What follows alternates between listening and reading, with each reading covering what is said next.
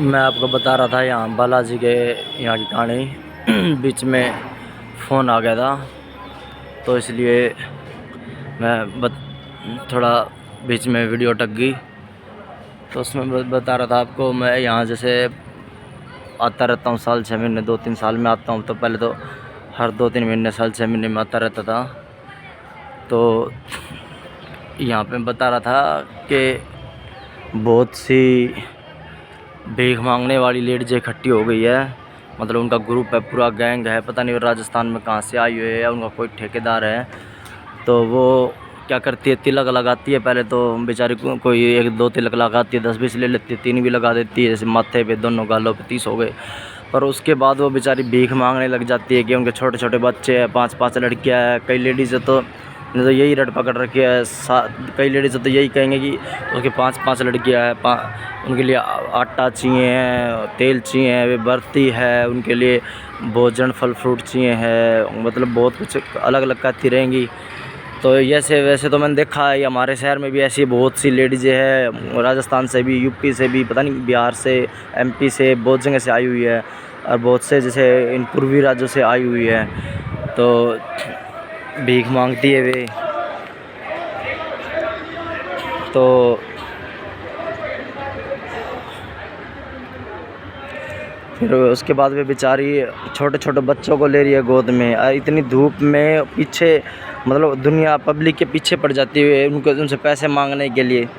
और मुझे इतना तरस आ रहा है, इतना रोना आ रहा है उन पे कि छोटे छोटे बच्चों को 3-6 महीने 9 महीने 1 साल के बच्चों को लेके वो उनके पीछे दौड़ने लगती है। बेचारे के बच्चों की न गर्दन अभी टिक नहीं पाई, सीधी नहीं होती खड़ी, उनकी एक जगह टिकती नहीं है। उनको लेके बेचारी उनको उनके पीछे दौड़ती है। बेचारों को बच्चा है, कभी ऐसे होता है, कभी वैसे, ऐसे वैसे। और वहाँ बेचारी बरसात में भी वो ये काम करती है, सर्दी में भी ये काम करती है। मैंने उनको बोला भी, बहुतों को समझाया भी है, बहुत बोला है कि तुम्हें शर्म आनी चाहिए, कमा के खाना चाहिए। कि मुझे बताओ तुम कितनी लेडीज हो, तुम्हारे पति, तुम्हारे सब जेंट्स को भेजो मेरे साथ, तुम्हारे बच्चों को ले चलो, तुम सभी चलो, मैं तुमको काम दिलवाता हूँ, कमरा रहना खाना सब कुछ दिलवाता हूँ, काम दिलवाता हूँ, कमा के खाओ। ये भीख से कब तक पेट भरोगी, कितने दिन चला लोगी। और तुम अपने बच्चों की भी ज़िंदगी बर्बाद कर रही हो। इनको छोटे छोटों को लेके, इनको यहाँ हर तरह के मौसम में इनको लेके घूमती रहती हो। छोटे छोटे बच्चे हैं, कैसे ज़िंदगी बर्बाद कर रही है उनकी। सरकार पता नहीं सपोर्ट नहीं करती होगी। पर उनको तो कब तक वो ऐसे भीख मांगेगी, कब तक उनके बच्चे ऐसे तड़पते रहेंगे।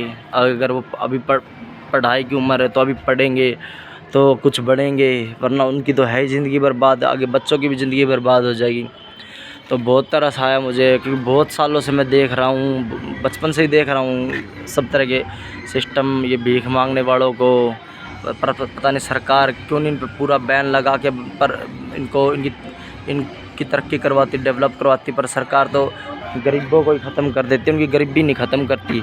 किसी की झोपड़ी तुड़वा रही है, किसी का कुछ खोस रही है, किसी को बर्बाद कर रही है, किसी को ईमानदारी से कमाने नहीं दे रही। उनको छोटा मोटा जो सामान बेच के बाज़ार लगा के कमाते हैं, उनको कमाने नहीं दे रही।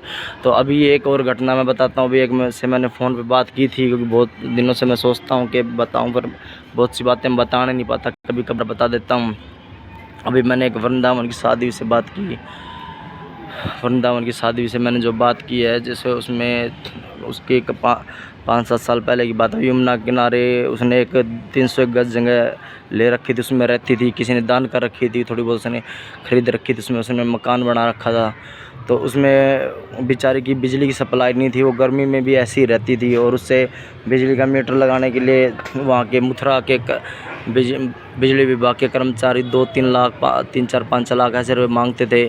तो मैंने बहुत सी मेहनत के बाद वहाँ उसका मीटर लगवाया वहाँ पे, क्योंकि वे कहते थे ट्रांसफार्मर नहीं है, वहाँ से तार लानी पड़ेगी, या ट्रांसफार्मर लगाना पड़ेगा, इतने पैसे लगेंगे, ये होगा वो होगा। पर वो कहती थी कि हमारे बराबर वालों तक बिजली आई हुई है, आप यहाँ से कर दो। मतलब मैंने भी उसको सलाह दी थी कि यहाँ से करवा लो। तो बहुत मेहनत के बाद उसका बेचारी का वो मीटर लगवाया था मैंने। फिर मैं उसके बाद घर गया, तो कुछ महीने बाद पता चला कि उसकी ज़मीन पे उस बराबर में एक बाबा रहता था, उसने कब्जा कर लिया। उसने तो निकाल दिया, वो बेचारी की तब भी रन माटी हो गई। फिर वो अपने कलकत्ता चली गई, कलकत्ता में सिलीगुड़ी से थी। फिर उसके बाद फिर से बेचारी ने कहीं ना कहीं से जुगाड़ लगाया, फिर से कोई थोड़ी बहुत ज़मीन ली दान दून में, फिर उसने खुद खरीदी। उसने वो जब पहले यमुना किनारे रहती थी तब भी उसने 2-3 लाख रुपए लगा के बेचारी ने एक कमरा, लैट्रिन, बाथरूम, रसोई ऐसे बहुत कुछ बना रखा था, नलका लगा रखा था, बहुत अच्छी वहाँ बागवानी पार्क सा बना रखा था, बहुत सुंदर बना रखे थे। वो सब छीन गया। फिर से उसने कहीं से थोड़ी बहुत फिर से दान में लेके या थोड़ी फिर से ख़रीद के फिर से उसने वहाँ कमरा बनाया, वो रहती थी। मैं दोबारा उसके वहाँ गया। अब मैंने आज उससे बात की तो मैं गया था जन्माष्टमी वाले दिन, उससे मिलना चाहता था वृंदावन, तो मैं पर किसी के साथ मीटिंग थी तो उसके साथ ज़्यादा टाइम लग गया। उसको वहाँ भी एक शादी से बात हुई थी, तो उसकी बहुत बातें वैसे बताने पे आऊँ तो बहुत साल से मैं उसको भी देख रहा हूँ। और उसके सामने एक आश्रम है जो करोड़ों रुपए तो कमा ही चुके हैं, क्या पता अरबों रुपए कमा चुके हो। तो उनकी बहुत बातें, क्योंकि अरब करोड़ों रुपए जो कमा चुके हैं, झूठ बोल बोल के दुनिया से कमा रहे हैं। 30-30 लाख रुपए एक कथा के ले रहे हैं, तो बहुत फ्रॉड काम चल रहा है। तो उसके बाद जैसे फिर अब मैंने उसे शादी से बात की तो कह रही है बेचारी का उस मकान को पीछे से पुलिस वाले घेर गए। वहाँ 25 मकान उन्होंने सरकार ने घेरने थे। तो अब वो बेचारी कलकत्ता गई हुई थी, तो वो अब जो नहीं था मकान में उनके पुलिस वाले घेर गए मकान। और उस बेचारे का जितना सामान था वो सारा टूट फूट गया। और बेचारी उसमें सिलाई करती थी, वो बैग सीलती थी। उसकी एक माँ रहती है, वो बेचारी विधवा है, वो साध्वी। और वो बेचारी के साथ एक बुढ़ी उसकी माँ रहती है, वो बीमार रहती है। वो बेचारी उसका भी इलाज करवाती है, वो बैग सीलती है, उनको बाज़ारों में बेचती है। मतलब वो तो जैसे उसको थोक वालों से ले आती है सीलने के लिए, और सील के उन्हीं को दे देती है। 80 रुपये मेरे हिसाब से उसके बन जाते हैं, कभी कभी 100-120 भी बन जाते होंगे, ज़्यादा सील देती है। तो उससे वो इलाज करवाती है अपनी माँ का भी, और खर्चा भी अपना खर्चा चलाती है। कुछ उसको दान में मिल जाता है जैसे राशन। तो बेचारी वो घर पे गई हुई थी, घर खाली था। उसने सरकार ने क्या रखता है, यहाँ 25 मकान तोड़ेंगे। तो जो मकान में नहीं थे उनके तोड़ गए, वो बेचारी का भी तोड़ गए। तो उसमें उसकी सिलाई मशीन थी, वो भी बेचारी की सारी टूट गई। अब मैंने उससे पूछा तो वो बोली कि मेरा तो मकान सरकार तोड़ गया। वो बेचारी फिर से किसी आश्रम में रहती है। और बेचारी मैंने बोला था कि अब सिलाई नहीं करती, आप पहले बैग सिलती थी। वो बोली नहीं, वो तो सरकार उन पुलिस वालों ने मकान तोड़ा तो उसमें उसकी सिलाई मशीन भी टूट गई है, वो बेचारी क्या करे। फिर अब मैंने उसको बताया, समझाया, बहुत तरह की बातें बताई है कि चलो ठीक है तुम छोड़ो अब वहाँ से। अब वो बेचारी पूछ रही थी काम, और मैं भी उसको काम बताना चाहता था। मैंने उसको बताया कि तुम्हें मैं दिल्ली NCR की तरफ लगवा देता हूँ, कुछ पैकिंग में लगवा देता हूँ, या तुम्हें सिलाई का एक्सपीरियंस सिलाई में लगवा देता हूँ। स्टार्टिंग में 12 घंटे का 18,000 रुपये मिल जाएंगे, बाद में 20-25-30 तक भी हो जाएंगे।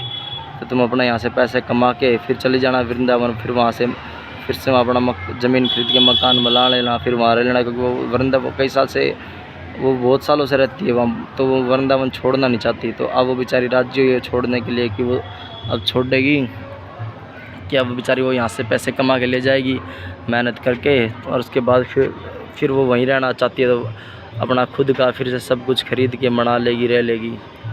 उस बेचारी को बोला है।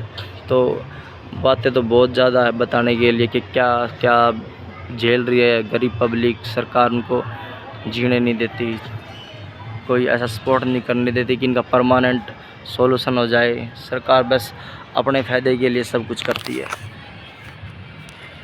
हे मेरे भगवान, करिए सबका कल्याण।